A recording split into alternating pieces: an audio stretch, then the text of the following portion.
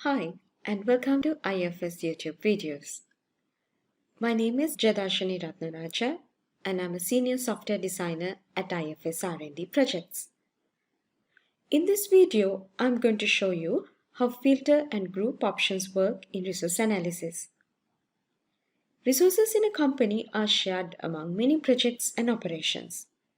Resource analysis presents demand and supplies of resources in the system. But you can use filter and group parameters to analyze the demand and supply the way you want to make decisions about resources. There are two options to enter filter and group parameters. You can find them on top of the resource analysis page. Filter and group options, filter and group on projects. Here I have a resource structure with 3% resource groups. In this scenario, they all work in construction-related projects and more work in the company. This resource analysis graph shows respective demands and supply for these resource groups. Resource demands are PM action, work task, shop order, and project planning. Based on the filter parameters, you can change what you can see on the resource analysis graph. You can also use legends in the graph to hide and make the demands visible. For example, if you want to see only demands coming from company P10, you can use the company filter.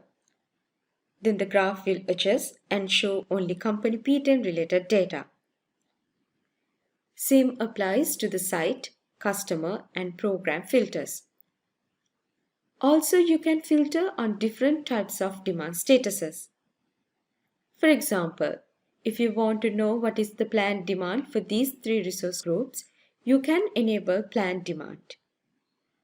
Once the filter is applied, your graph will group and look like this. And you will also get a success notification.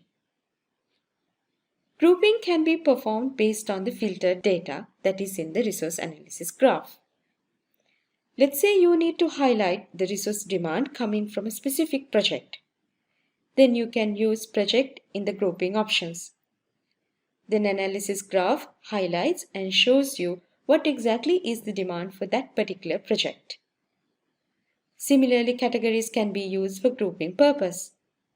If you want to see only the overseas projects, you can use a category and group its demand. Resource demand can also be grouped by demand status.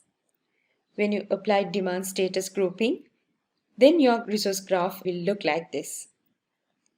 If you want to filter and group on more than one project, you can use filter and group on projects option. But that is for another video. Thank you for watching. If you still haven't subscribed, don't forget to subscribe IFS YouTube channel for more videos.